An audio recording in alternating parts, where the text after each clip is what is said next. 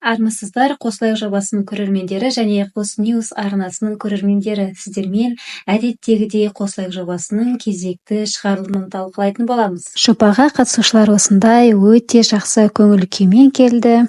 Бүгінгі жобада не болатынын көру үшін видеоны соңына дейін қараңыздар, көріңіздер. Еркеш пен Арунаның арақатынасы тоқтады. Оның себепкері қызғаныш. Ал өте жаман қасиетіңіз? Өте жаман қасиетім, жаңағы сақина тақсам қолым түсіп кетеді, сені жоғалтып аламын, сондай. Сол алдында жаман хит кетті ғой, маған білесіздер ғой. Қандай? Бір кісіге қосып мені. Садәулеттің машинасымен апарып тастаған Нұрдәулет. Сол үйге барып, ваннаны тазалап, тұзды сумен жуып алдым. Қайтып энергия жинап алдыңыз? Қайтып энергия жинап алдым. Қайттан новый энергия дайын. Не хейт жалпы өміріңізге қандай? Ондай қатты әсер етпеді, бірақ где-то 40% қана әсер ететін шығар. Кішкене көңілім жүрмесе, так олай мән бермеймін көбіне. Мән бермеймін. Сосын мені Нұрдәулетке қосудың қажеті жоқ деп айтқым келеді негізі. Себебі мен де сіздер сияқты үміттімін, баяғы ғашығыма қосылады деген секілді. И мен арадағы көпір болып қалғым келмеді. Оны уақыт көрсетеді, құрметті оқырмандар, міндетті эфирде білеміз. Еркеш Арунаны Нұрдәулеттен қызғанып жүрген көрінеді, себебі Аруна Нұрдәулетпен бірге TikTok түсірген екен. Ой, Аяна дей берем сізді. Аруна, қалайсыз? Көңіл күйіңіз жақсы ма? Үміткеріммен қандай кішкене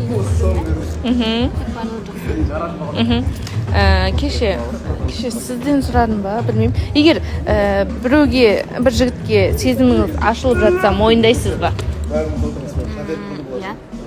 Айта аласыз. Өзімнің сезімімді бүйтіп жеткізе алуға негізі қауқарлы адамым ғой. Деп айта беремін, бірақ өзім ешқашан өйтіп сезім білдіріп қойған адам емеспін. Сезім шығу, айту деген нәрсе, жақсы көремін деген нәрсе кішкене қиындау. Мен алдында айттым ғой, мен жүрегімді ақылыма жеңдіре саламын. Соны көріп, Еркеш екеуінің ара қатынасы ары қарай дамымайтынын айтты. Екеуміз бір-бірімізге сай емеспіз, бір-бірімізге мінезіміз келмейді деген секілді себептерді айтып, ара қатынасты тоқтатты. Ал Еркеш, қалайсыз? Көңіл күйіңіз? Барлығы өте күшті болып тұрмын. Сіз жақта болған жайттарды көрдіңіз бе? Иә, барлығын көрдім, біліп жатырмыз. Күшті, мен ештеңе демеймін. Сіз ерте үміткер шақырып қойған жоқсыз ба? Жоқ, мен қателеспеймін ондайдан. Маған да негізі осы нәрсе керек болған сияқты. Мәссаған.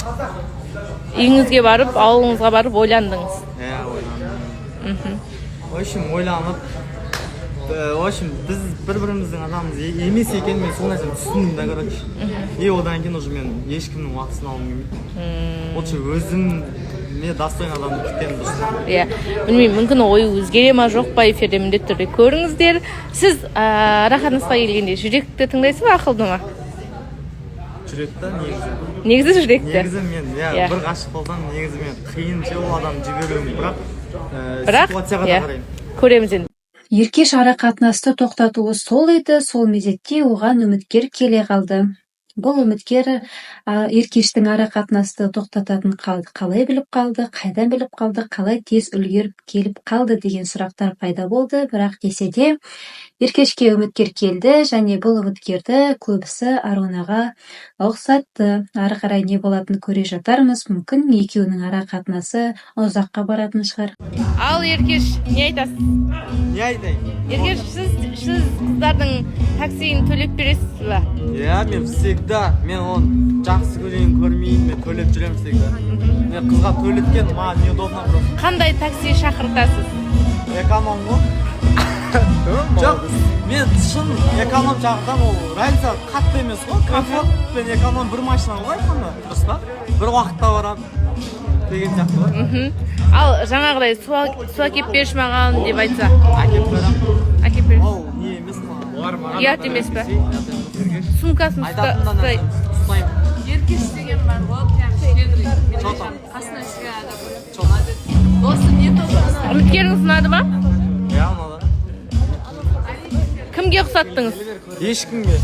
Ұқсатқан жоқ. Ешкімге ұқсамайды. Кешегі қызға ұқсамайды екен. Жоқ, өзі бір бөлек әлемді және де Азизбек жобадан шықты. Себебі ол жобадан кейін өзінің бір сценарийін құрды деген секілді айыптаулармен жобадан оны қуып шығарды. Бұл дұрыс па, бұрыс па? Кім біледі? Сіз не айтасыз? Пікіріңізді қалдыра кетіңіз. Сен қала, сен ауыл деп бастады Тимур өзінің пікірін. Тима, қалайсыз, көңіл күйіңіз қалай? Өзгерейін деп шештіңіз бе? Жоқ. Аха. Тима, сізді сондай бір қыз сушняққа жұмсаса, енді танысқан қызыңыз. Мен одан бірінші өзім сұрап алдым, мен саған ештеңе керек емес па деп. Маған ол түк те ештеңе жоқ. Оған суаласам. Ол проблема емес, иә? Вообще проблема. Тем более мен оған жақсы впечатление қалдыру үшін мен оған қандай болса да көңілінен шығуым керек. Керісінше бірінші кезде сіз более мен наоборот активный боласыз ба? оған бүйтіп ұмтылып басымды иіп отношенияға өзіме ғашық қылғаннан кейін мен оны уже басуға тырысамын. Тимур, бүгін боянбағансыз. Мен боянбаймын вообще. Да? Достар, естеріңізде сақтап алыңыздар Тимурдың дәл қазіргі түрін, сосын ертеңгі түрі. Бұл пікірді ол Ноян мен Ақмаралға айтты. Ноян мен Ақмаралдың арақатынасына белгілі бір қиындықтар пайда болған секілді. Несіп жатырсыздар. Бүгін мен эфирге кешігіп бара жатырмын кішкене, потому что ұйықтап қалғанмын. Сонымен ерте жату керек деп келе жатқан жайым бар. Күндеріңіз сәтті өтсін. Ноян Ақмаралдың ең бірінші кездесуде өзіне бір өтініш жасаған екен, соны түсінбеген. Себебі ең бірінші кездесуде қыз баланың мұндай өтініш жасауы бұл үшін бұл белгілі бір дұрыс емес пе, сондай секілді. Бірақ дегенмен де таныстық жалғасты, бірақ Ноян танысты жалғастырғысы келмеген секілді. Ақмарал таныстық жалғасады дегеннен кейін иә деп өзінің келісімін берді. Ара қарай екеуінің арақатынасы қалай болатынын кім білген, біле жатармыз, көре жатармыз келесі шығарылымдарда. Мансұр мен Зарина арақатынасты тоқтатты. Мансұр, қалайсыз? Алайкум, бәрі ништяк. Күшті ма? Сіз драма көресіз ба? Жоқ, жақтықпаймын ондай. Ништяк дегеніңізге айтып жатқаным ғой. Араңба емес, анау битва титанов деген нәрселер бар ғой. Аты не десе жүрген. Жарайды. Сіз өмірде жалпы арақатынаста жүректі тыңдайсыз ба, ақылды ма? Жүректі тыңдайсыз. Махаббат тек қана жүрекпен тыңдау керек деп ойлаймын. Тек қана емес енді, в первую очередь жүрекпен. Демек, жақсы көрсеңіз көп нәрсесіне бір көз жұмасыз. Одан кейін сіз өмірде қандай сыйлық, қымбат сыйлық жасадыңыз және кімге? Әлде ондай әлі қатты бір мысық па, 35 мыңдық мысық одан артық. Көл, ресторан сондай атак. Вау дейді. Әлі ондай махаббат кездескен жоқ, иә? Солай. Себепкер Мансұр айтады, мен Заринаның қасында ішім пысып кетеді дейді. Екеуі бір-бірінің тілін таба алмаған сияқты. Бұл екеуінің таныстығы көпке бармайтынын көбісі айтқан еді. Айтқандары айдай келді, бірақ сол екеуінің таныстықтары тоқтатуы сол еді. Біздің қатысушы жігіттеріміз бірден мен танысып көрейін деп өздерінің ұсыныстарын жасады. Күн баршаларыңызға. Айнұрмен қандай әңгіме айтып отырсыз? Үміткер жайлы әңгіме айтып отырмын. Қандай екен үміткер? Менен қатты қызығушылық танытады. Өте жақсы жігіт негізі. Айнұр да өте жақсы қыз. Енді ойлаймын, алдағы таңда бәрі жақсы болады деп бұл кісілерде. Мәссаған. Бұйырса не болады ғой, андай ангелдің киімін кидіреміз. Сосын кольцо алып шығады. Бекет, сіз өміріңізде қандай қымбат сыйлық жасадыңыз және кімге жасадыңыз? Суммасы. $200. Кімге? Ақшалай. Кімге бердіңіз? Ең жақын танысыма. Ол ағаңыз ба? Или қызыңыз ба? Досым. Неге досыңыздың атын айта? Дос жарайды, досына деп қал. Қыз ба ол ма? Солай. Сонымен Зарина ортада отырып қалды ойланып, кіммен танысам екен деп. Саддәулет және Бекет екеуі танысуға ұсыныс білдірді. Екеуінің қайсысын таңдарын білмей, Зарина ортада отырып ойланып қалды. Зарина жобада өзін нашар сезініп талып қалды. Бұны бұл жағдайға дейін жеткізген не екенін, кім екенін қазір видеода білесіздер, көресіздер және естисіздер. Бірақ Ақмарал біраз сөз айтып еді. Ақмаралдың сөзінен кейін Зарина студияда талып қала жаздады. Оның қай сөзі әсер еткенін білмедім, бірақ Зарина өзін нашар сезініп студиядан шығып кетті. Зарина кімді таңдайтынын білмейміз. Сіз қалай ойлайсыз, Зарина кіммен жарасады, Саддәулетпен бе әлде Бекетпен бе? Бірақ Заринаның алдыңғы сөздеріне қараған кезде ол Бекетті таңдағысы келетін сияқты. Ассалаумағалейкум, қайырлы күн баршаларыңызға. Барлық адамның неге ерте келіп не істейтінін білмеймін, бірақ Бекет ерте келіп Айнұрдың заттарын жинап студияға алып келеді. Я постоянно жинап жүреді, жақындамасын. Әрі-бері тасып, бүйтіп жүреді. Оған не себеп? Апарады, машинада алып келеді. Иә, көлікке. Енді жігіт болғаннан кейін қыз баласы көмектескенде тұрған Айнұр көмек сұраған жоқ сізге конкретно. Бекет. Ол енді Сол айтам, Жансаяға мысалы қатты көмек керек. Көмектесем. Әне тек Айнұрға ғана көмектесе береді бұл. бәріне көмек. Бәріне? Бәріне. Үміткерге көңіл бөлмейтін осылар. Жобадан шықсын. Еші қызғанма. Үміткер бар емес. Солай мен ойлаймын, онда тұрған еш нәрсе жоқ. Қыздардың бойындағы қандай қасиеттер ұнамайды? Мінезі или? Негізі қыз баласы қылықты мінезі келген дұрыс деп ойлаймын негізі. Сонымен жобаның соңында Аруна отырып алып былай деді. Айгүлдің Нұрдәулетке сезімі бар дейді. Не болып қалды сізге? Неге жылап қалдыңыз? Ана туралы, әке туралы әңгімесем. Білмеймін, екінші жинап қаламын сразу. Прям ондай. Болады адамның. Жүрейін деп. Өзіңізді жайсыз сезіндіңіз, шынымен әндегідей көзіңізге жас алдыңыз, жыламаңыз. Сізді жылатпайтын жігіт жоғылсын, тезірек жылатпайтын жігіт келсін сізге. Сізбен бірге жылайтын емес, сізбен бірге құлайтын емес, жылатпайтын жігіт. Бар кезінде негізі білмейміз ғой.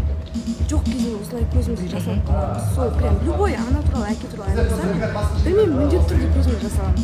Жыламаңыз, өмір жылатпасын. Мен байқаймын, сіз жылаған кезде сіздің жаныңыздан әркез еркеш табылады. Еркештің қолдап атқанын, жоқ, жалпы көріп қалам да сондай бір бүйтіп жұбатып атқанын. Бұны қайдан білесің десе, бір жерден естідім дейді. Сонымен Нұрдәулет пен Айгүлге сұрақ қойылды. Екеуінің бір-біріне деген сезімдерің бар ма деді. Айгүл өзінің сезім болса мен айтар едім деді. Бірақ Нұрдәулет ең соңында Айгүлге ұсыныс жасады. Нұрдәулет пен Айгүлдің осылай шүйіркелесіп отырған видеоға түсіріп алған. Екеуінің арасында ұшқын бар ма, жоқ па? Өзіңіздің ойыңызды айтыңыз. Екеуі жарасады ма? Болашақта екеуінен әдемі жұп шыға ма екен деген сұрақтар. Нұрдәулет негізі Арунаға сезім білдіргісі келді, бірақ Аруна менің сезімім жоқ деген сияқты сөздерді айтқаннан кейін амалсыздан Айгүлге өзінің сезімін білдірді. Арунаның демалысы қалай өтті екен? Демалысым башыңызды қарайтын айтпақшы. Демалысым ұйқымен өтті. Мәссаған, ұйқыңызды қандырып алдыңыз. Иә, білмеймін. Кешке де ұйықтадық, Мариям екеуміз ұйқыдан құрылды сонда. Қытай бір пайдалы дүниемен айналысып жатқан жоқпыз. Жарайды. Сіз ара қатынаста ақылды тыңдайсыз ба, жүректі ма? Ақылды тыңдаймын. Сондай адам көбіне жүрегімді бүйтіп өшіріп қоямын да, шама ақылға салып тыңдаймын. Сөйтіп, демалыс күндері ешкіммен кездеспедіңіз? Өкінішке орай. Ешкім фрукт алып келмеді. Сол неге фрукт алып келмеді екен, оны эфир мүмкін Неге білемін. фрукт алып келмеді екен, соны бүгін білеміз. Әлі жазылған жоқпын ғой өйткені. Солай. Сіздің өмірде жалпы ең қымбат қандай сыйлық алдыңыз? Қанша суммада? Атын айтпасаңыздар, примерно. Алтын алғанмын, отбасымен 18 жасыма толған кезде. Бірақ өте жаман қасиеті. Бірақ бұл арақатынас көпке бармайтыны белгілі, себебі Айгүл ажырасқан қыз бала, ал Нұрдәулет өздеріңіз білетіндей үйленбеген, ал бұлар үйленбеген жігіттер ажырасқан қыздарды алуы екі талай. Сондықтан екеуінің ара қатынасы қандай болады, не болады, алдағы шығарылымдардан біле жатармыз. Меніңше Арунаның Нұрдәулетке деген сезімі бар секілді, Нұрдәулеттің де. Бірақ ол бірден ұсыныс жасауға ұялған сияқты. Себебі ара қатынасы енді тоқтағаннан кейін бірден танысқым келеді деуге мүмкін ыңғайсызданған шығар. Бірақ алдағы уақытта не болатынын көре жатармыз. Осындай бір жобада қызықтар болды, осындай оқиғалар болды. Видеоны соңына дейін қарағаныңыз үшін көп рахмет. Комментарий қалдырыңыз, каналға тіркеліп кетіңіз, өзіңіздің пікіріңізді, ойыңызды астыға жазып кетуіңізге болады. Келесі кездескенше сау болыңыздар.